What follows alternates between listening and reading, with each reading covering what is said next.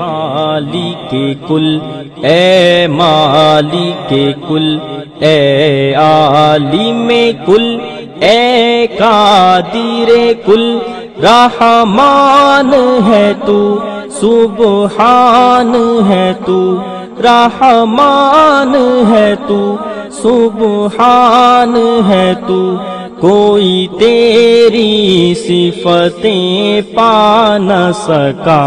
ارحم ارحم ربی ارحم، ہر شے پہ تصرف ہے تیرا، جب حکم کیا تب میہ برسا، ہر شے پہ تصرف ہے تیرا، جب حکم کیا تب میہ برسا، اے مالک ابر سے تیرے سوا، اے مالک ابر سے تیرے سوا، ایک بوند بھی کوئی گرا نہ سکا۔ ارحم ارحم ربی، قادر وہ نہیں ہے جس سے کبھی بن سکتی نہیں ایک مکھی بھی، قادر وہ نہیں ہے جس سے کبھی بن سکتی نہیں ایک مکھی بھی، مکھی تو بنانا دور رہا، مکھی تو بنانا دور رہا، ایک بال بھی بدلا جا نہ سکا۔ ارحم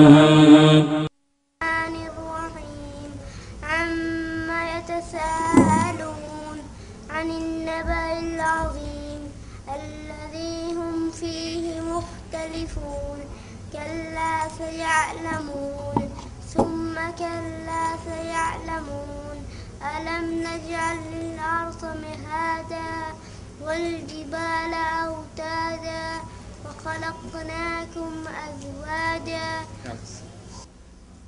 نحمده ونستعينه ونستغفره ونعوذ بالله من شرور أنفسنا ومن سيئات أعمالنا، من يهده الله فلا مضل له ومن يضلل فلا هادي له، أشهد أن لا إله إلا الله وحده لا شريك له، وأشهد أن محمدا عبده ورسوله، أما بعد، أعوذ بالله من الشيطان الرجيم، بسم الله الرحمن الرحيم، وما خلقت الجن والانس الا ليعبدون۔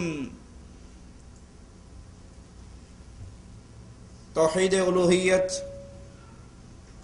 اس پختہ اعتقاد کا نام ہے کہ اللہ کے سوا کوئی معبود برحق نہیں، اس کے علاوہ تمام معبود باطل ہیں، اور اللہ ہی تمام ظاہری باطنی عبادات کے مستحق ہے۔ اللہ کے علاوہ نہ کسی کی ظاہری عبادت کی جا سکتی ہے، نہ باطنی عبادت کی جا سکتی ہے۔ دنیا میں جس جس کو پوجا جا رہا ہے وہ سب جھوٹے معبود ہیں، معبود برحق سچا الہ صرف ایک اللہ تعالی ہے۔ عبادت کی جتنی بھی قسمیں ہو جائیں وہ تمام کی تمام اقسام خاص اللہ کے لیے ہے۔ مانگنا ہو تو اللہ سے، پکارنا ہو تو اللہ کو، دعا ہے تو اللہ سے، ڈر ہے تو اللہ کا، امید ہے تو اللہ سے، بھروسے ہے تو اللہ پر، نظر و نیاز ہے تو اللہ کے لیے، رکوع و سجود ہے تو اللہ کے لیے، قیام ہے تو اللہ کے لیے، قربانی ہے تو اللہ کے لیے، نظر ماننی ہے تو اللہ کے لیے۔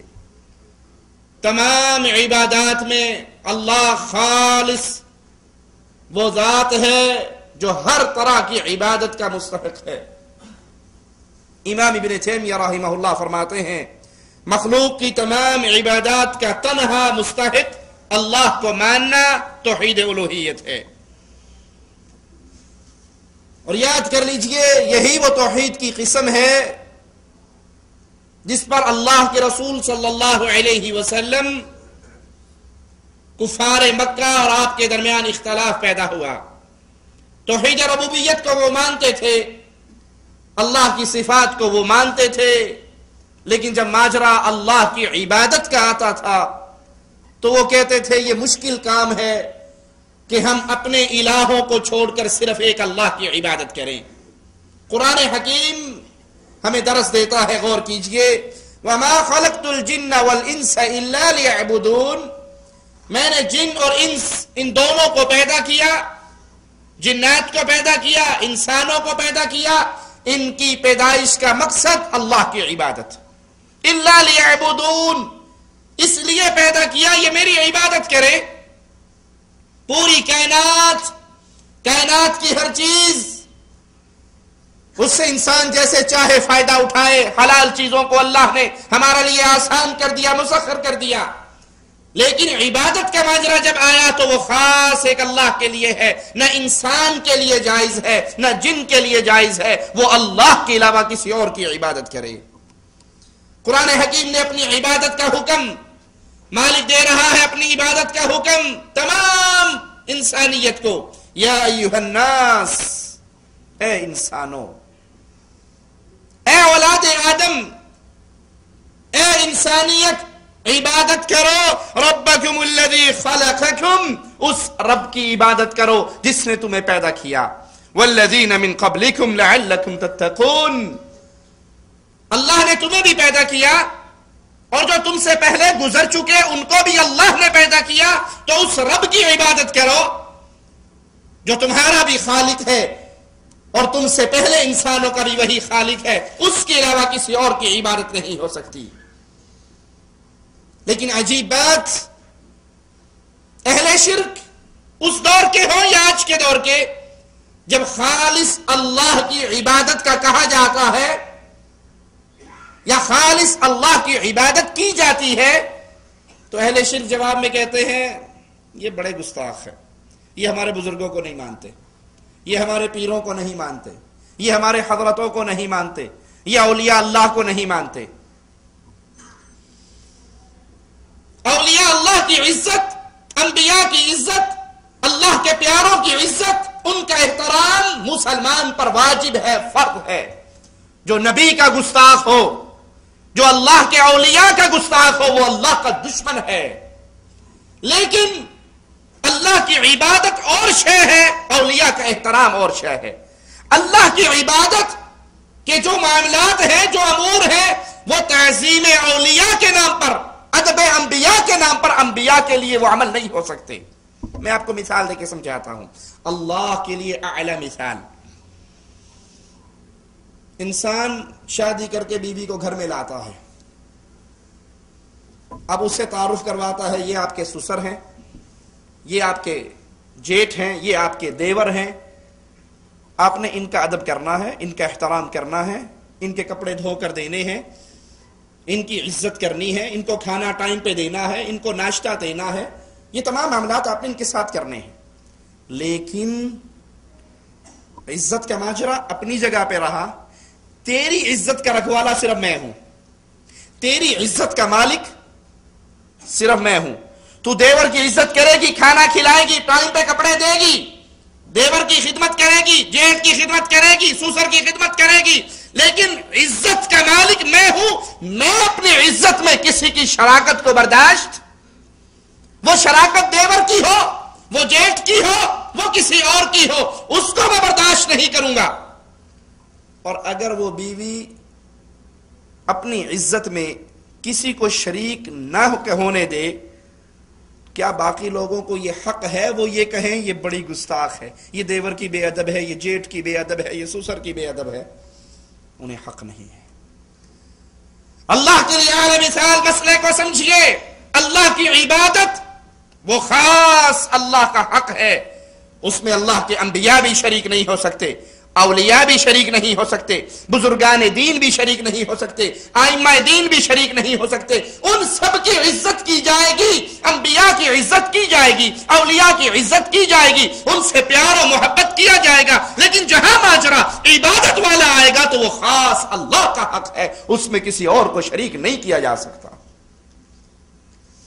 اب اگر ہم یہ کہیں کہ سجدہ عبادت ہے، رکوع عبادت ہے، قیام عبادت ہے، نظر عبادت ہے، ڈرنا عبادت ہے، توکل عبادت ہے، سوال عبادت ہے، مدد طلب کرنا عبادت ہے، تو کوئی جواب میں یہ کہے یہ اولیاء کا دشمن ہے، یہ بزرگان دین کا دشمن ہے، تو وہ یہ کہنے والا جھوٹ بول رہا ہے۔ ہم انبیاء کے دشمن نہیں، ہم انبیاء کے مخالف نہیں۔ ارے جو انبیاء کے بارے میں یا نبی کریم کے بارے میں یا اللہ کے اولیاء کے بارے میں ایک ذرے کے برابر بھی اس کے دل میں نفرت ہو، اس کے دل میں بغض ہو، اس کے دل میں حقارت ہو، اس کے دل میں اہانت ہو، تو رب محمد کی قسم وہ بندہ کافر ہو جاتا ہے۔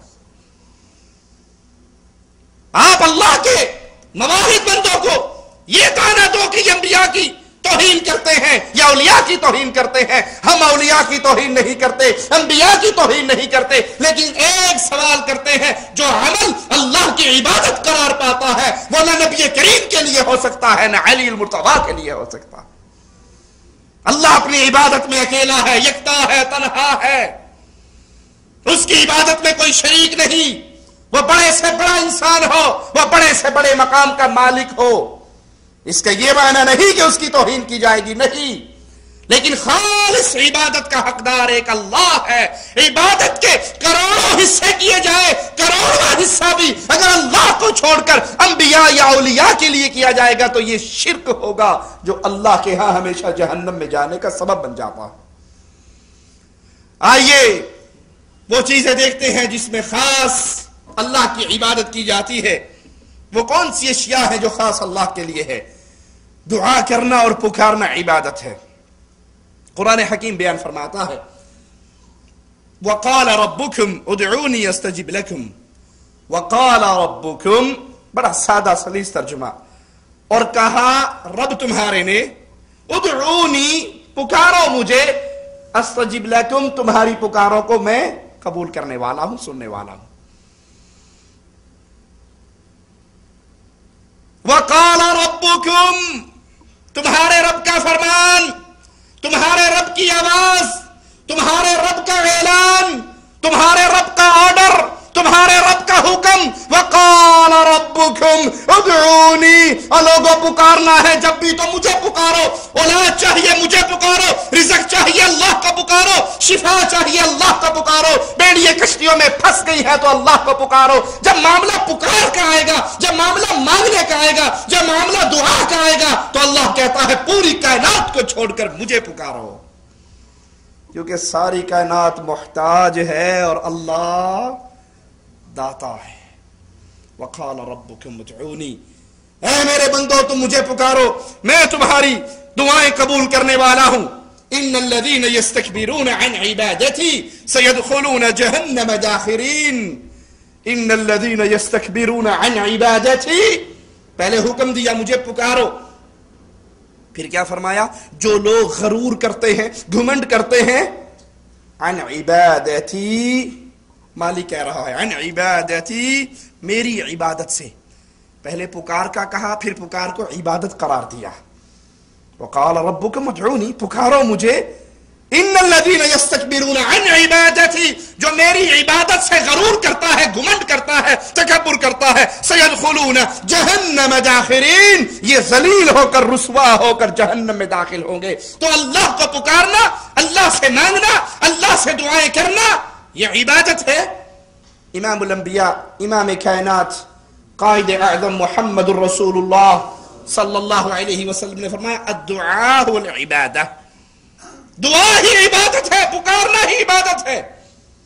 یہاں پر یاد کر لیجئے، کوئی شبہ پیش کر سکتا ہے، آپ اپنے بیٹے کو نہیں پکارتے، آپ اپنی بیوی کو نہیں پکارتے۔ پکارنا ان امور کے اندر جن امور میں ان کو اختیار، آپ کا بیٹا سامنے بیٹا کہتا ہے بیٹا آؤ پانی پلاؤ، اس کے اختیار میں ہے، وہ پلا دے۔ بیگم سے کہ اٹھو روٹی پکا کر دو، اس کے اختیار میں ہے، وہ پکا دیتی ہے۔